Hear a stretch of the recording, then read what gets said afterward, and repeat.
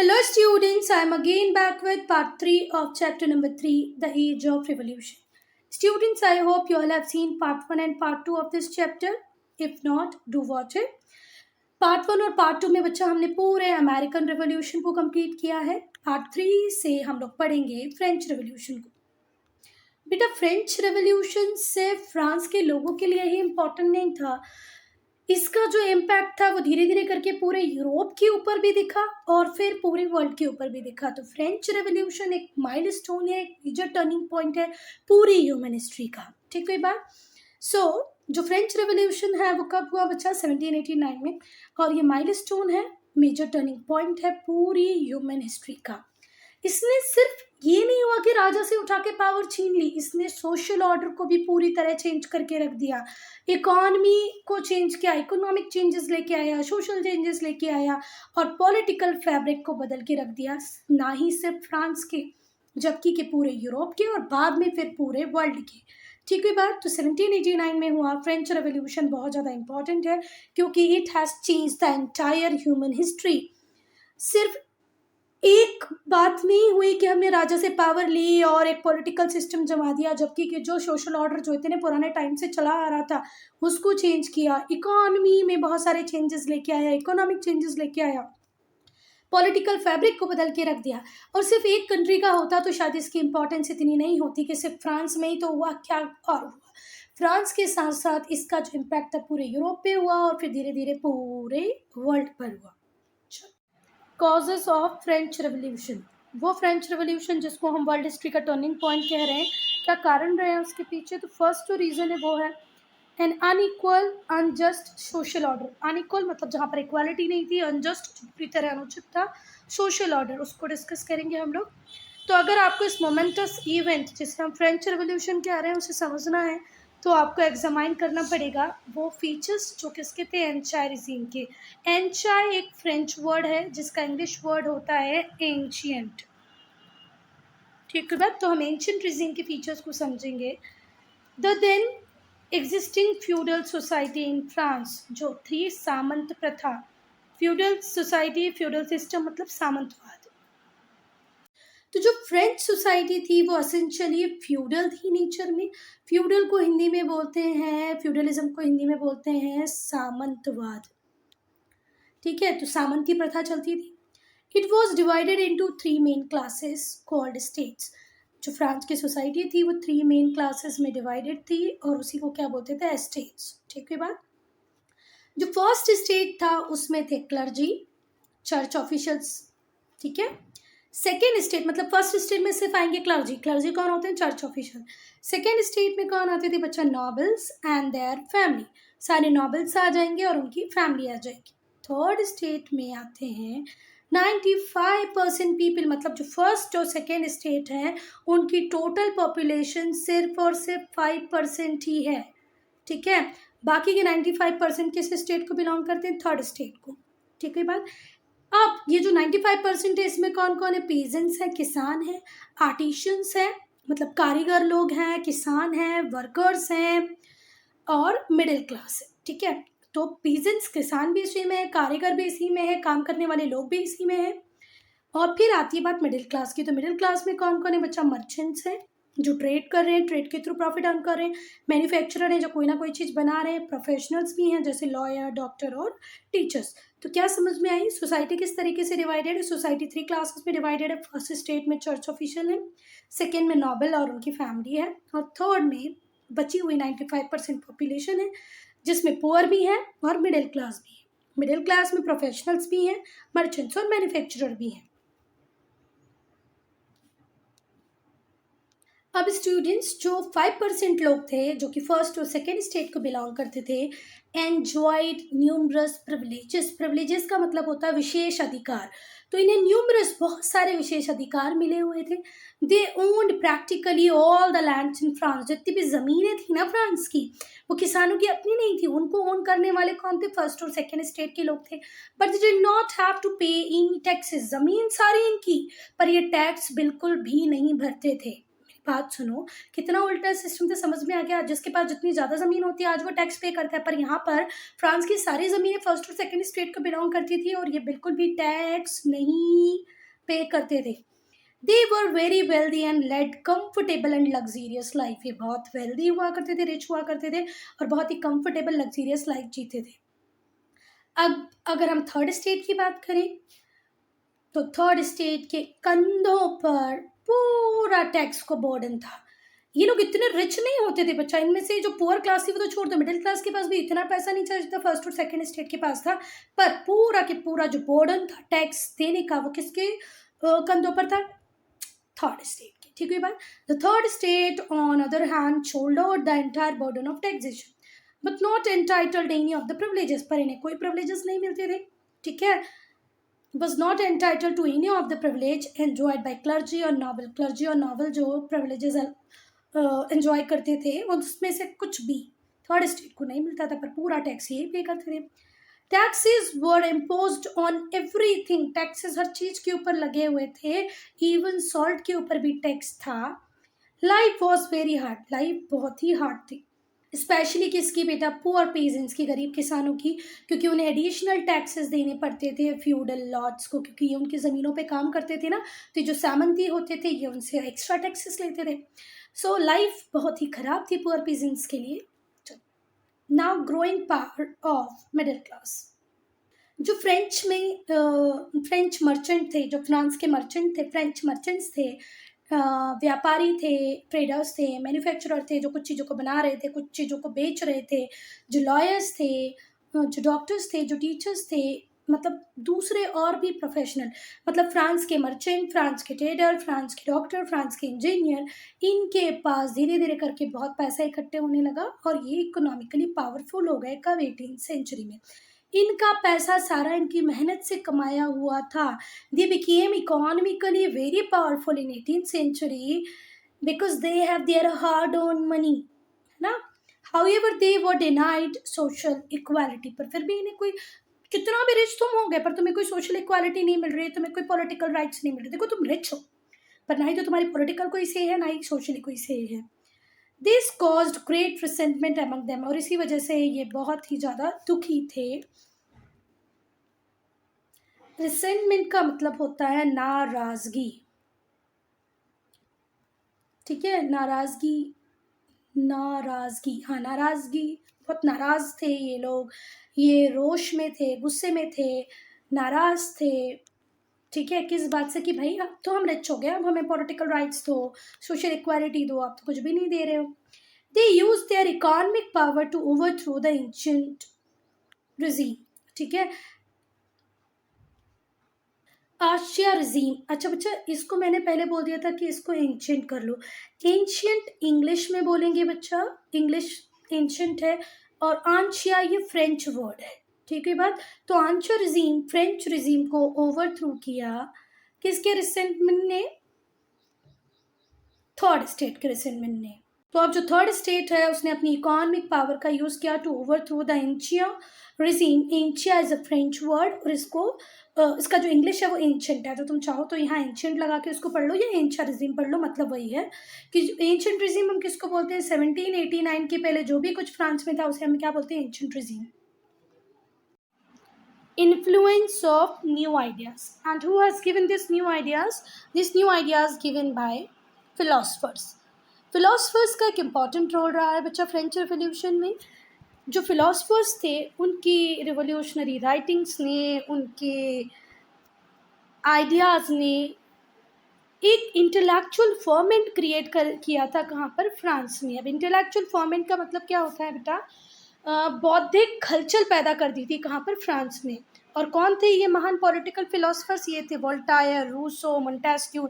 इन्होंने अपनी राइटिंग्स के थ्रू, अपने आइडियाज़ के थ्रू फ्रांस में बौद्धिक हलचल पैदा कर दी थी, मतलब इंटेलेक्चुअल फर्मेंट पैदा कर दिया था। ये सही है, ये नहीं है, ऐसा होना चाहिए, ऐसा नहीं होना चाहिए। अब लोग इस बात पे सोच रहे थे, ध्यान दे रहे थे। जो मिडिल क्लास थी वो बहुत ज़्यादा इंस्पायर थी रिवोल्यूशनरी आइडियाज़ से। अब वो आइडियाज़ कौन से थे? वो आइडियाज़ थे लिबर्टी के, इक्वालिटी के, फ्रेटर्निटी के, पॉपुलर सोवरेनिटी के। देखो लिबर्टी तो आपको पता है, sort of freedom. Equality, we all are equal, है ना, सब हम इक्वल हैं। फ्रेटर्निटी, बंधुत्व की भावना। फिर पॉपुलर सोवरेनिटी मीन्स हमारे इंटरनल एक्सटर्नल डिसीजंस खुद हम ले पाए। ये कुछ रिवोल्यूशनरी आइडिया आए। लिबर्टी इन्हें किससे चाहिए थी? डेस्पोटिक रूल से। इक्वालिटी मतलब क्यों फर्स्ट स्टेट और सेकेंड स्टेट को कुछ प्रिविलेजेस मिले हैं, सबको इक्वल कर दो। Fraternity, we all are associated, है ना, एक कंट्री में रहने वाले हम लोग सब भाई बंधुत्व से बंधे हुए हैं। और popular sovereignty, we can take our decisions, भले वो इंटरनल हो एक्सटर्नल हो। तो ये रेवोल्यूशनरी आइडियाज़ थे जिससे मिडिल क्लास बहुत ज़्यादा इंस्पायर थी। Though their writings the philosopher expose the evils of French society. जो फिलोसफर्स थे उन्होंने लिख लिख के अपनी राइटिंग्स के थ्रू जितने भी एवल्स थे, जितनी बुराइयां थी फ्रेंच सोसाइटी, उन्हें एक्सपोज किया। देखो बेटा, ये हैं वोल्टायर हैं लेफ्ट में, और जीन जैक रूसो हैं राइट में। ये रहे जीन जैक रूसो, ये रहे वोल्टायर।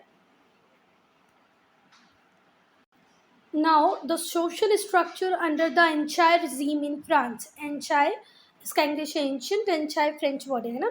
फर्स्ट स्टेट में होते थे क्लर्जी, ये वेल्दी होते थे, इन्हें बहुत सारे प्रिविलेजेस मिलते थे और ये कोई भी टैक्स पे नहीं करते थे। सेकेंड स्टेट में आएंगे नॉबल्स और उनकी फैमिली, ये भी वेल्दी होते थे, बहुत ज़्यादा प्रिविलेजेस इन्हें मिले होते थे बाय बार, और ये भी कोई भी टैक्स पे नहीं करते थे। अब हम थर्ड स्टेट की बात करें तो बच्चा थर्ड स्टेट्स में आते थे peasants, artisan workers, middle class, lawyer, doctor, teacher, merchants, manufacturers, ठीक है। ऑप्रेस्ड एंड पुअर, इनके साथ बहुत अत्याचार होता था, ये गरीब थे। स्पेशली कौन? पीजेंट्स और वर्कर्स, इन्हें हमेशा एक्सप्लॉइट किया जाता था और हैवीली टैक्स किया जाता था। मतलब आज की हम सोसाइटी को देखें तो जो जितना ज़्यादा अर्न करता है उस पर उतना ज़्यादा टैक्स लगता है, पर देखो ज़रा फ्रांस के उल्टे सिस्टम को, कि जो पुअर है आप उनके ऊपर टैक्स लगा रहे हो, ये तो फेयर नहीं था। तो ये हैवीली टैक्स्ड थे, taxed heavily who? Third state, ठीक है बात। तो बेटा जो फ्रेंच फिलोसफर थे उन्होंने इंस्पायर किया थर्ड स्टेट को कि उठो और अपने लिए लड़ो। तो जो वोल्टायर थे, मोंटेस्क्यू थे, इन्होंने अपनी राइटिंग्स के थ्रू इंस्पायर किया थर्ड स्टेट को कि ये जो एग्जिस्टिंग ऑर्डर है ये बिल्कुल सही नहीं है, फ्रेंच सोसाइटी में बहुत सारे एवल्स हैं, ठीक है, और गवर्नमेंट जिस तरीके से काम कर रही है वो सही नहीं है। फ्रेंच सोसाइटी के, फ्रेंच गवर्नमेंट के एवल्स को एक्सपोज किया इन लोगों ने और लोगों को इंस्पायर किया रिवोल्ट के लिए, ठीक है, कि अपने राइट्स के लिए लड़ो। Next, N autocratic and absolute monarchy, ठीक है, जिसको हमने बोला था पॉलिटिकल कॉजेस। तो जो फ्रेंच किंग थे बहुत ही ऑटोक्रेट थे। ऑटोक्रेट मतलब निरंकुश, जिनके ऊपर हम कोई कंट्रोल नहीं रख सकते।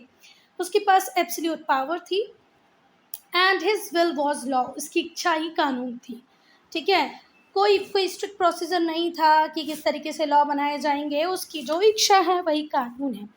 There was no check on his power, उसकी पावर पे कोई चेक नहीं था, ठीक है, कोई पार्लियामेंट नहीं थी। He ruled by divine right and was answerable to God and not to the people. वो इस तरीके से बोलता था कि मैं भगवान का रिप्रेजेंटेटिव हूँ and I am answerable to God only.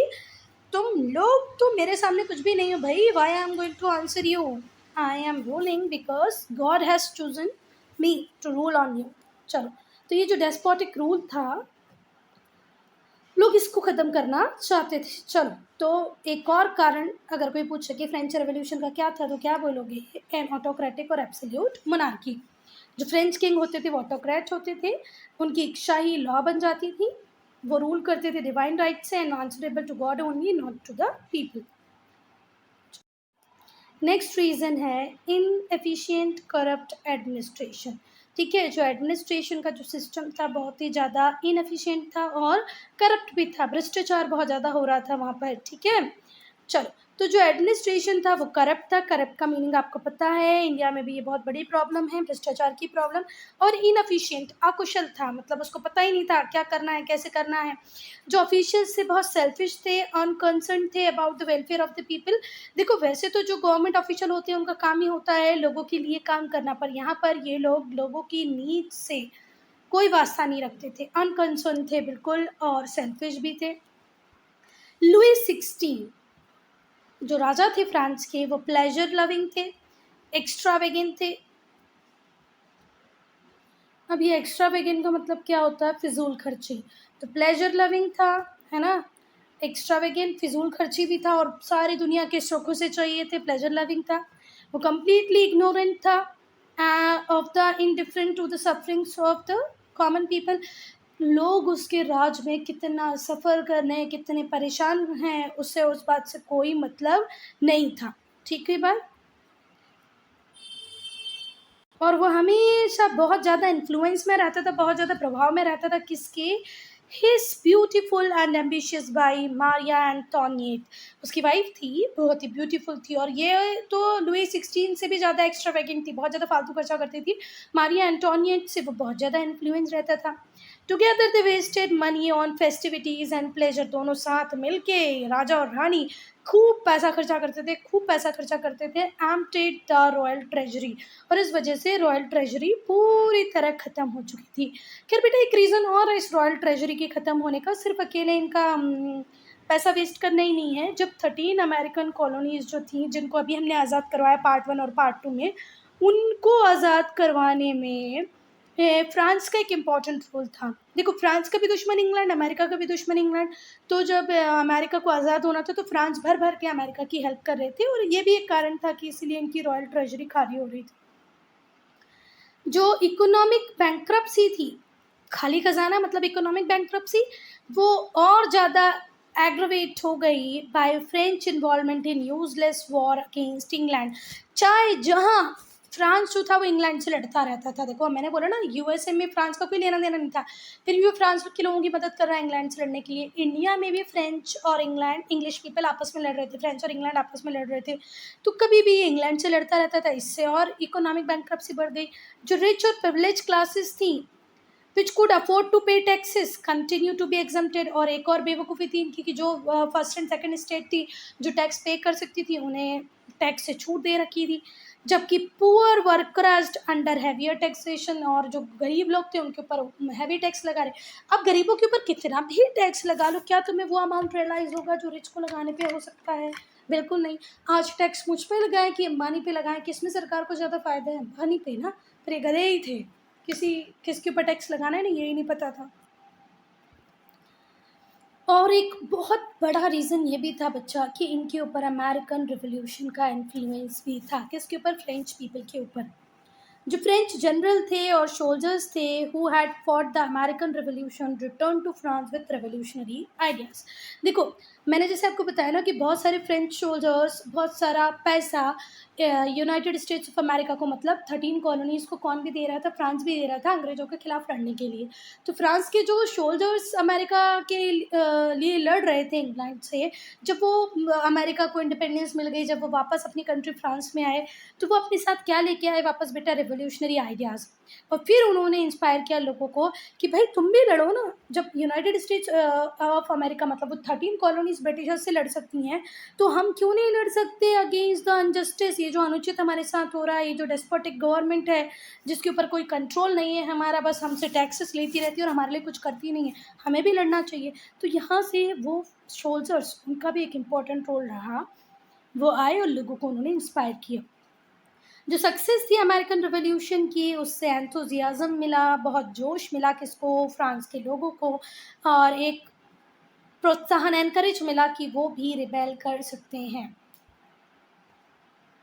Now the outbreak, the storming of Bastille. चलो, एक बेस्टाइल क्या था? एक पैलेस था पहले, पर बाद में इसी को क्या बना दिया गया था? जेल, प्रिजन बना दिया गया था। ठीक है बात। चलो, तो 17 जून 1789 17 जून 1789 में जो थर्ड स्टेट के जो लोग थे, उन्होंने डिक्लेयर कर दिया कि जो थर्ड स्टेट है वो अपने आप को क्या मान लेगा? आपसे नेशनल असेंबली मान लेगा। 28 जून, 3 दिन बाद ही, 28 जून 1789 को जो मेंबर थे थर्ड स्टेट के, वो कहाँ मिले? टेनिस कोर्ट में मिले। और वहाँ उन्होंने कसम खाई, ओथ ली, शपथ ली कि वो जब तक अलग नहीं होंगे, जब तक वो नया कॉन्स्टिट्यूशन नहीं बना लेते। किसके लिए? फ्रांस के लिए। ठीक है बात। This is known as tennis court oath. अगर आपसे कोई पूछेगा what do you mean by tennis court oath, और एक्सप्लेन टेनिस कोर्ट ओथ, तो what will you write? On 20th June 1789, member of third state gathered together in a tennis court and took oath to make a new constitution and without making new constitution they are not going to separate, है ना। जब तक हम France का constitution नहीं बना लेते हम अपने आप को यहाँ से अलग नहीं करेंगे। इसी को हम बोलते हैं टेनिस कोर्ट ओथ। अच्छा, अब हुआ क्या था बच्चा, 14 जुलाई 1789 को एक ग्रेट मॉब, मॉब क्या होता है, बहुत सारे लोगों का एक ग्रुप जो कि बहुत परेशान है, गुस्से में है, उसने बेस्टाइल पैलेस को अटैक किया। बेस्टाइल क्या था बच्चा, पहले पैलेस हुआ करता था, बाद में ये स्टेट प्रिजन मतलब जेल बन गया था। इसमें रहते थे political prisoners. Much hated symbol of ancien regime, और इंचाई रिजीम का ये मच हेटेड सिंबल था क्योंकि किंग चाहे जिसको अपनी मर्जी से उस जेल में डाल देता था। तो ये जितना भी जो मॉब था, ये मॉब इंचाई रिजीम के इस हेटेड सिंबल को तोड़ना चाहता था। तो जो प्रिजनर्स थे उन्हें फ्री कर दिया गया जब लोगों ने इसके ऊपर अटैक किया। दे ज्वाइन द रेवोल्यूशनरी, और जो प्रिजनर्स थे उन्होंने भी रेवोल्यूशनरीज को ज्वाइन कर लिया। 14 जुलाई के पहले बहुत कुछ बेटा ऐसा हुआ जिससे लोग परेशान थे। अब लोग परेशान थे तो क्या करें, उन्होंने बोला कि भैया अभी राजा तो हमें नहीं चाहिए, है ना। तो ये लोग चले, इन्होंने बेस्टाइल पैलेस को तोड़ा। और बेस्टाइल पैलेस को ही क्यों तोड़ा बेटा, क्योंकि बेस्टाइल पैलेस एक ऐसी पैलेस तो था पर वो जेल में कन्वर्ट हो चुका था, प्रिजन था, और उस प्रिजन में राजा अपनी इच्छा से किसी को भी उठा के डाल देता था। तो वो डेस्पोटिक पावर को शो करता था किंग के, इसलिए लोगों ने उसको तोड़ दिया। इतने मजबूत किले को ऐसा तोड़ा कि उसके से जो सामान निकला उसको भी मार्केट में ले जाके बेच दिया, उसकी ईंट पत्थर जो भी था वो मार्केट में ले जाके बेच दिया। जो प्रिजनर्स वहाँ पर थे, जो पॉलिटिकल प्रिजनर्स थे, उनको रिलीज़ किया, और वो प्रिजनर्स ने बाद में किसको ही ज्वाइन कर लिया, उस रिवोल्यूशनरी का जो ग्रुप था उसी को ज्वाइन कर लिया। और जब ये बेस्टाइल पैलेस को तोड़ा गया, storming of Bastille palace symbolise the victory of the people, लोगों की जीत को दिखाता है, फॉल ऑफ मोनार्की को दिखाता है, और यहीं से बिगिन होता है revolution. 14 July celebrated as national holiday in France, और 14 जुलाई क्या है, नेशनल हॉलीडे है, किसके लिए, फ्रांस के लिए। अब जो 17 जून को लोग जहाँ मिले थे और उन्होंने नेशनल असेंबली बना ली थी ना 17 जून को, वही नेशनल असेंबली जो 17 जून को बनी थी 1789 में, वो न्यूली फॉर्म्ड, अभी नई नहीं है बेचारी। उसमें रिप्रेजेंटेटिव थे किसके, थर्ड स्टेट के। उन्होंने पूरा कंट्रोल अपने हाथों में ले लिया फ्रांस का, और it adopted the famous declaration of rights of man and citizen. इन लोगों ने किसको अडॉप्ट किया बच्चा, declaration of right of man and citizen. ये लैंडमार्क था ह्यूमन प्रोग्रेस की हिस्ट्री में। 1791 को इनका कॉन्स्टिट्यूशन बन के रेडी था, ठीक है। By 1791 new constitution was drawn up for France. France का कॉन्स्टिट्यूशन कब बन के रेडी था, 1791 में। ये लोग बैठ कब गए थे, 1789 को, ठीक हुई बात। इन्होंने ओथ ले ली थी कि भैया जब तक हम 1789 में कि जब तक हम कॉन्स्टिट्यूशन नहीं लिख लेते यहाँ से जाएंगे नहीं, और 1791 में 2 साल में इन्होंने अपना कॉन्स्टिट्यूशन लिख के रेडी भी कर दिया। इस इवेंट के पहले बेटा बहुत कुछ ऐसा हुआ जो बताने लायक है, बताएंगे तो वीडियो बहुत ज़्यादा लेंदी हो जाएगा, तो जितना बुक में दिया है अभी तो उतना ही पढ़ो। पर बाकी बहुत कुछ, इतना टर्मोइल, इस तरीके का टिपिकल एनवायरनमेंट क्रिएट हो गया था फ्रांस के लोगों के बीच में कि उन्हें ये करना ही पड़ा।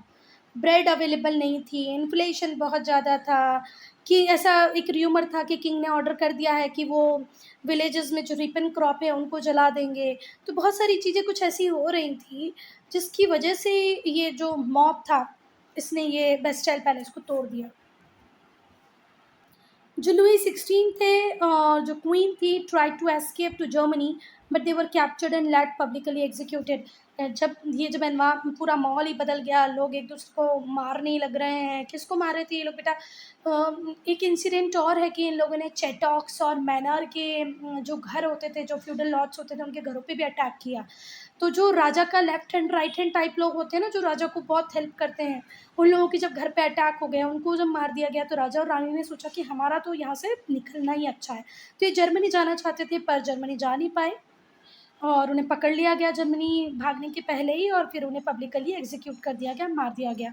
मोनार्की एबलिश कर दी गई और फ्रांस एक democratic republic. Now results of French revolution. चलो, तो जो डिक्लेरेशन था right of man and citizen का, उसने फॉलोइंग प्रिंसिपल को एस्टेब्लिश किया। पहला कि all man are born free, सारे लोग जब पैदा होते हैं तो वो स्वतंत्र ही हैं, ठीक है, कोई उनके ऊपर अननेसेसरी रूल नहीं कर सकता। एंड हैव इक्वल राइट्स, सारे मैन के पास इक्वल राइट्स हैं, everybody is equal in front of law. And even all the citizens are entitled to freedom of speech, expression, religion and fair trial. हर व्यक्ति को बोलने का अधिकार है, अपने आप को एक्सप्रेस करने का अधिकार है, वो किस धर्म के साथ रहना चाहती है उसकी खुद की मर्जी है, और उसे फेयर ट्रायल भी मिलना चाहिए। चलो, फिर दूसरा जो आउटकम था फ्रेंच रेवोल्यूशन का वो था liberty, equality and fraternity. The battle cry of the revolution became the guiding principle of French Republic. अब बेटा क्रांति का जो नारा था इन लोगों का, the battle cry of revolution, जिस बात पे इन लोगों ने रेवोल्यूशन किया था कि हमें लिबर्टी चाहिए, हमें इक्वालिटी चाहिए, फ्रेटर्निटी चाहिए, यही बाद में गाइडिंग प्रिंसिपल बन गए फ्रेंच रिपब्लिक का। पूरा फ्रांस का कॉन्स्टिट्यूशन हमेशा से लिबर्टी, इक्वालिटी, फ्रेटर्निटी के आसपास ही घूमा। चलो, जो रेवोल्यूशन था 1789 का, उसने एब्सोल्यूट मोनार्की को ख़त्म किया और रिपब्लिक का रास्ता बनाया। जो रेवोल्यूशन था उसने डेमोक्रेटिक गवर्नमेंट की फाउंडेशन को रखा, वो गवर्नमेंट जो बेस्ड होगी कंसेंट ऑफ द गवर्न, जिन लोगों को जो सरकार गवर्न करने वाली है वो जब भी बनेगी तो उन लोगों का एक रोल उसमें होगा। जैसे आज हमको कौन रूल करेगा, जैसे अभी कर्नाटक में इलेक्शन हुए तो कर्नाटक के लोगों ने बीजेपी को छोड़ के कांग्रेस को इलेक्ट किया। क्यों किया भैया? क्योंकि अब उन्हें लग रहा था कि हमें चेंज चाहिए, हम उन लोगों को चाहते हैं जो कुछ हमारे लिए और अच्छा कर पाए। ऐसा होता है ना, तो उन लोगों को कंसल्ट करो जो गवर्न होने वाले हैं। इसी को क्या कहते हैं? Democratic setup. तो जो गवर्नमेंट बनेगी वो किससे बनेगी? कंसेंट से बनेगी। जिन लोगों को गवर्न किया जा रहा है वो लोग चाहेंगे कि हमें कौन गवर्न करे।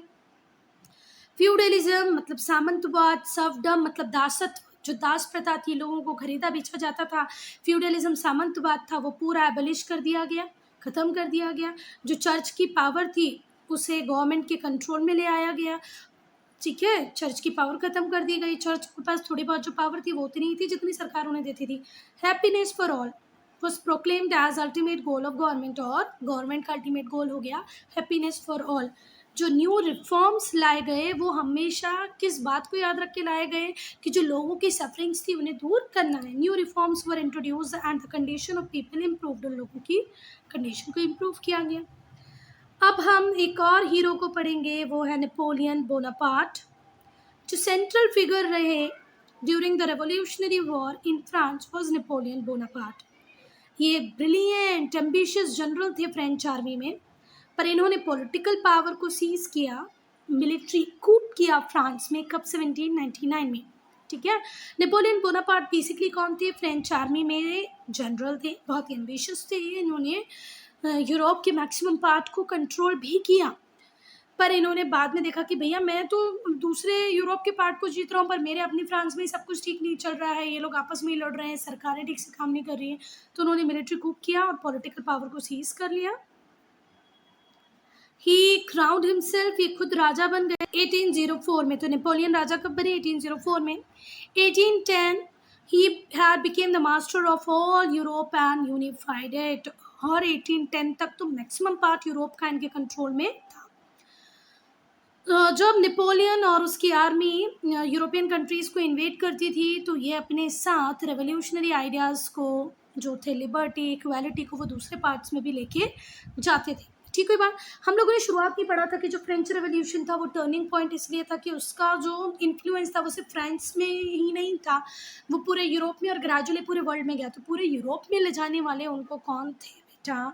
नेपोलियन जब भी किसी दूसरी कंट्री को इन्वेट करने के लिए जाते तो अपने साथ लिबर्टी और इक्वालिटी के आइडिया को लेके जाते। नेपोलियन ओवरथ्रू डेस्पोटिक गवर्नमेंट, नेपोलियन ने जो डेस्पोटिक गवर्नमेंट थी, निरंकुश सरकारें थी, उनको उखाड़ फेंका, लोगों को लिबरेट करवाया।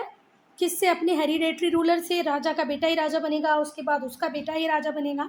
ये जो हेरिडेटरी रूलर्स थे इससे लोगों को फ्री करा दिया। रिपब्लिकन गवर्नमेंट सेटअप कर दी। किस मॉडल पे? फ्रेंच मॉडल पे। जैसे फ्रांस में रिपब्लिक था वैसे ही उसने भी कर दिया हर जगह। अनफॉर्चुनेटली जो लिबरेटर था soon turned into tyrant and forcibly impose French system and culture on this liberated nation. अब देखो बेटा, जैसे आप हार्बिंगर ऑफ लिबर्टी कह रहे थे, जैसे आप कह रहे थे ओ वाओ कितना अच्छा व्यक्ति है, हमें डेस्पोटिक रूल से फ्री करा दिया, थोड़े दिन बाद आपकी जो सारी एस्पिरेशंस थी वो हवा की तरह उड़ गई। क्योंकि जब एक बार आपके ऊपर कंट्रोल फ्रेंच आर्मी का एस्टेब्लिश हो गया तो इसने पूरे फ्रेंच में जो सिस्टम था, फ्रेंच का जो कल्चर था, वो आपके ऊपर इम्पोज किया फोर्सिबली, है ना। टायरेंट मतलब होता है अत्याचार, ठीक है, अत्याचार से, जोर ज़बरदस्ती से फ्रेंच सिस्टम सबके ऊपर, फ्रेंच कल्चर सबके ऊपर इम्पोज किया। जो यूनिफिकेशन था यूरोप का वो बेस्ड था not on consent but on force. तो यहाँ पर फिर से देखो, वो होता है ना, आसमान से गिरे और खजूर में अटके, तुमने हमारे डेस्पोटिक किंग से तो हमें फ्री करा लिया पर खुद के चंगुल में फंसा लिया। तो अब लोगों की कंसेंट की बात नहीं हो रही, अब उनके ऊपर फोर्सिबली फोर्स किया जा रहा है फ्रेंच सिस्टम को, फ्रेंच के कल्चर को। 1814 में जो लोग थे यूरोप के, उन्होंने बोला कि नहीं भैया ऐसे तो नहीं चलेगा, अब हम ज़्यादा दिन तक बर्दाश्त नहीं करेंगे नेपोलियन के रूल को। Inspired by the spirit of nationalism rose in rebellion against Napoleon. अब नेशनलिज्म की फीलिंग धीरे धीरे यूरोप में आई और ये सारे के सारे लोग नेपोलियन के अगेंस्ट में खड़े हो गए, विद्रोह करने लगे। 1815 में नेपोलियन को हरा दिया गया द बैटल ऑफ वाटरलू में, और इन्हें एक लोनली आइलैंड था सेंट हेलेना, वहाँ पर भेज दिया गया जहाँ पर नेपोलियन की डेथ होती है 1821 में। नेपोलियन को 4 कंट्री की कंबाइंड आर्मी ने हराया, Prussia, Austria, Britain and one more is there. Britain था, प्रूशिया था, ऑस्ट्रिया था, one more country is there. वो चौथी कंट्री थी रशिया, ठीक है बात। तो ब्रिटेन, रशिया, ऑस्ट्रिया, प्रूशिया, ये 4 कंट्री ने मिलके अकेले नेपोलियन को हरा दिया। फिर हराने के बाद उसे सेंट हेलेना आइलैंड में भेज दिया गया और जहाँ पर उसकी डेथ हो जाती है। कब डेथ हो जाती है? 1821 में, ठीक है बात।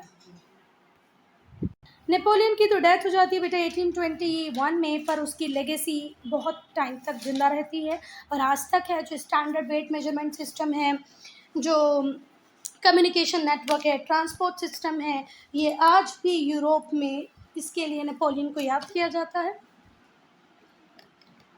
It was an enduring legacy that would dramatically impact the future of Europe. और ये एक ऐसी मेमोरी है, ऐसी लेगेसी है जिसने Europe, Asia including India, Africa को इन्फ्लुएंस किया और सेंचुरी तक लोगों ने इसकी लेगेसी को फॉलो किया। Influence of French revolution outside France.